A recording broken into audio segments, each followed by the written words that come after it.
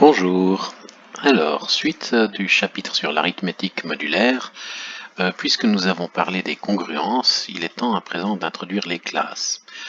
En fait, ce qui se passe, c'est quelque chose qu'on fait très souvent en mathématiques, c'est qu'on a des objets qui devraient normalement être identiques ou se comporter de la même façon. Et puisqu'on ignore, par exemple, ce que sont regardons modulo 12, puisqu'on ne fait plus la différence entre une heure du matin et une heure du soir de n'importe quel jour, on regarde tout modulo 12, pour nous c'est normalement la même heure. Et si on regarde modulo 24, à ce moment-là il y a une différence entre une heure du matin et une heure de l'après-midi, donc on n'écrit plus 1 et 1, cette fois-ci on écrirait 1 et 13. Donc notre but maintenant, c'est d'introduire les classes modulo n qui font justement le travail de ne plus distinguer entre ces heures, ces différentes heures. Alors, la définition, c'est la suivante, on va reprendre donc nos classes modulo n. Donc on va reprendre la congruence modulo n. On va dire la classe de x d'un nombre x modulo n, c'est l'ensemble de tous les éléments qui lui sont congrus, c'est-à-dire qui sont égaux à x à un multiple de n près. Donc c'est l'ensemble de tous les translatés, si vous voulez, des multiples de n par x. Donc x plus nz. L'ensemble de toutes les classes, ça va être, on l'écrit z quotienté par nz, ou z modulo nz, ou z modulo n, ou z sur nz, il y a plusieurs façons d'exprimer la même chose, c'est juste l'ensemble de ces classes, c'est-à-dire c'est un ensemble d'ensembles ici. Alors par exemple, regardons plutôt des exemples, ce sera peut-être plus facile. 7, la classe de 7 modulo 10, c'est l'ensemble de tous les nombres qui se terminent par le chiffre 7 en base 10. Et la classe de 57 modulo 100, c'est l'ensemble de tous les nombres qui se terminent par 57 en base 10. Alors, par exemple, la classe de 0 modulo 2, c'est donc tous les multiples de 2 plus 0, donc c'est tous les multiples de 2, c'est l'ensemble des nombres pairs. Et la classe de 1 modulo 2, c'est tous les multiples de 2 plus 1, c'est-à-dire tous les nombres impairs. Donc en gros, maintenant la classe de 0, c'est l'ensemble des nombres pairs, et la classe de 1, c'est l'ensemble des nombres impairs, représentés ici, sur cette ligne. Ici, ceci est une représentation de z, si on veut, puis on ne regarde plus que des points verts et rouges, et maintenant on aimerait ne plus distinguer les points verts entre eux, ni les points rouges entre eux, donc on n'a plus qu'un ensemble de nombres pairs, un ensemble de nombres impairs, et on regarde z sur 2z, le quotient, comme étant l'ensemble qui contient la classe de 0 et la classe de 1, donc cet ensemble d'ensemble. On pourrait l'imaginer de la façon suivante, c'est comme si on enroulait les entiers sur eux-mêmes, et il faudrait un pas de 2 pour revenir au point de départ. Donc si on prend cette ligne et qu'on l'enroule comme un câble sur ce cercle ici, 0 arriverait ici, puis 1, 2, 3, 4, et puis dans l'autre sens, 0, moins 1, moins 2, moins 3, moins 4, etc. Même chose pour z sur 3z, vous êtes quotienté par 3z. On regarde à nouveau l'ensemble de tous les nombres entiers. La classe de 0 modulo 3, ce sont tous les multiples de 3, ici en vert, 6, moins 3, moins 6, moins 3, 0, 3, 6, etc. La classe de 1 modulo 3, c'est tous les multiples de 3 plus 1, en rouge. La classe de 2 modulo 3, c'est tous les multiples de 3 plus 2, en bleu. À nouveau, z sur 3z, c'est l'ensemble de toutes ces classes, donc ça ne contient que 3 éléments, la classe de 0, la classe de 1 et la classe de 2. Et c'est comme si on enroulait les entiers sur un cercle, mais cette fois-ci avec un pas de 3, c'est-à-dire à chaque fois on avance d'un cran, chaque fois qu'on avance d'un cran on fait un tiers de tour en fait, donc si 0 est ici, ensuite on aura 1, 2, 3, 4, 5, 6, 7, 8, 9, 10, etc. Et dans l'autre sens, moins 1, moins 2, moins 3, moins 4, moins 5, moins 6, moins 7, etc. Donc ça, c'est l'ensemble des classes modulo n. Et c'est très pratique, ce genre d'objet, c'est vraiment quelque chose qu'on fait très souvent en mathématiques, c'est on ne distingue plus des objets qui normalement sont différents, mais on n'a pas envie de considérer qu'ils sont différents. Je ne vais pas dévoiler trop le sujet, hein, parce que il y aurait énormément à en dire. D'abord qu'on pourrait rencontrer on va rencontrer cette construction au moins 3 fois, peut-être 4, parce qu'on peut faire des quotients par une relation d'équivalence, c'est ce qu'on fait ici, des quotients par un sous-groupe, c'est aussi ce qu'on fait ici, des quotients par un sous-groupe distingué, et des quotients par une action, qu'on appelle une notion d'orbite. Donc il y aura 4 possibilités en fait de rencontrer ce genre d'objet. Et ce genre d'objet, je ne l'ai pas dit, mais en fait c'est exactement comme ça qu'on construit les entiers à partir des entiers relatifs à partir des entiers naturels, les nombres rationnels à partir des entiers relatifs, c'est des quotients, c'est des constructions de ce genre-là. En fait, on construit des objets beaucoup plus gros, et ensuite on identifie les objets entre eux. Par exemple, pour passer des entiers aux fractions, on ne fait plus la différence entre 2 tiers et 4 sixièmes.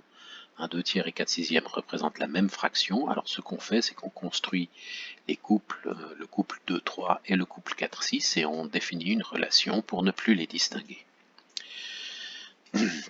Mais ça, c'est une autre histoire. On va passer dessus, on réintroduira ça, la notion de quotient, lorsqu'on quotientera un groupe par un sous-groupe distingué. Ensuite, donc si on regarde bien sur ces classes, il y a quelques propriétés quand même qui sont intéressantes. C'est déjà 2 classes ne se croisent jamais. Et 2 classes ne s'intersectent jamais, sauf si elles sont égales. Donc en particulier, donc prenons le cas particulier, plus facile à démontrer, c'est que si on a un élément x dans la classe de y modulo n, alors les classes de x et de y sont égales. Et de ça, on tire que 2 classes qui s'intersectent, ce n'est possible que si c'est en fait une seule et même classe. Donc l'intersection, c'est toute la classe en fait. Et une propriété alors extrêmement importante qui justifie son étude au sein de la théorie des groupes, c'est de remarquer qu'en fait, si x et x' sont dans la même classe et y et y' sont dans la même classe, alors la somme de x' et y' est dans la même classe que la somme de x et de y. Et le produit de x' et y', c'est la même classe que le produit de x et y. Et ça va nous permettre donc de définir des opérations, des lois sur z sur nz. Alors, la preuve est extrêmement simple pour le premier point. On prend un élément dans la classe de x dans la classe de y, donc cette x c'est y plus un multiple de n. Et puis pour tout élément de la classe de x, c'est aussi x c'est x plus un multiple de n. Donc c'est y plus 2 multiples de n, c'est-à-dire y plus un seul multiple de n. Donc tout élément de la classe de x est un élément de la classe de y. Donc on a une inclusion ici, la classe de x est un sous-ensemble de la classe de y. Mais cet argument, on peut le renverser, parce que y est aussi x plus un multiple de n, et en renversant l'argument, on obtient que la classe de y est un sous-ensemble de la classe de x. Et 2 ensembles qui sont sous-ensembles l'un de l'autre, dans les 2 sens, ils sont égaux. Pour le deuxième point, donc on utilise le premier, si z est dans l'intersection des 2 classes, alors la classe de x doit être égale à la classe de z par le premier point, et la classe de z doit être égale à la classe de y aussi par le premier point. Et finalement, pour les lois, c'est assez facile, si on prend x', donc x plus un multiple de n, et y' plus égale à y plus un multiple de n, alors la somme peut s'écrire de x' et y' s'écrit x plus y plus un multiple de n, ici on met en évidence les choses, et ici le produit, on n'a qu'à distribuer la chose, on obtient xy plus kny plus lnx plus kln carré, et là on s'aperçoit qu'on a un grand multiple de n, donc on peut mettre un n en évidence, on s'aperçoit que x', y', c'est la même classe, est dans la même classe que xy. Alors, ceci nous permet de définir nos lois sur z sur nz. Donc z sur nz, on a des lois qui sont induites de celles de z, donc c'est-à-dire on prend les lois de z sur x et y, et simplement on prend la classe, et ça nous définit une loi. Donc ça nous définit l'addition, ça nous définit la multiplication. Z sur NZ pour l'addition, c'est un groupe abélien. Il n'y a aucun problème, hein. L'associativité, c'est celle de Z lui-même. Donc, puisque Z est un groupe abélien, hein, c'est du coup associatif. Et avec cette définition, si on change l'ordre des parenthèses, ça ne va pas changer le résultat. La commutativité aussi découle de celle de Z. La classe de 0, on s'aperçoit que c'est l'élément neutre, et la classe de moins x, on s'aperçoit que c'est l'opposé de la classe de x. Vraiment, ce sont les propriétés de Z qui sont héritées immédiatement par Z sur NZ. On peut essayer, c'est extrêmement facile. Autre propriété, du point de vue multiplicatif, la multiplication est bien sûr commutative, mais elle se distribue par rapport à l'addition. Donc la distributivité est immédiate parce qu'on a la distributivité sur Z. Et du coup, l'anneau est un anneau commutatif. Enfin, c'est un anneau commutatif, disons. Et la question, c'est est-ce que cet objet est un groupe? Donc, est-ce que c'est un corps? Alors, bien sûr, il faut ôter 0, hein, sans ça, on n'a aucune chance pour que ce soit un corps. Donc, on considère Z sur NZ moins 0. 0, c'est la classe de 0, en fait. Pour la multiplication, et pour que ce soit un groupe, il est nécessaire que n soit un nombre premier. Pourquoi? Parce que si n n'est pas un nombre premier, alors on peut l'écrire comme un produit de deux nombres qui ne sont ni 1 ni p, et ni 0. Donc on a a et b ici qui ont la propriété d'être strictement entre 1 et p, et n, j'aurais dû dire, excusez-moi, et leur produit est égal à n. Et le produit étant égal à n, quand on fait le produit de ces deux classes, on obtient 0. Donc A et B ici sont des diviseurs de 0. Et quand il y a des diviseurs de 0, aucune chance pour en faire un corps. Alors par exemple, la classe de 2 modulo 4 multipliée par elle-même, ça donne la classe de 4 modulo 4, ça donne la classe de 0. Et modulo 6, on a 2 fois 3 qui est égal à 0 aussi. Par contre, modulo 3, pour que xy soit un multiple de 3, et comme 3 est premier, il faut que x ou y soit un multiple de 3, donc il faut que un des deux soit 0. Donc dans le cas où le nombre est premier, on a l'impression que ça va bien se passer, et quand dans le cas où le nombre n'est pas premier, on a l'impression que ça va mal se passer. Et c'est vrai. Alors regardons quelques exemples comme ça des 12 premiers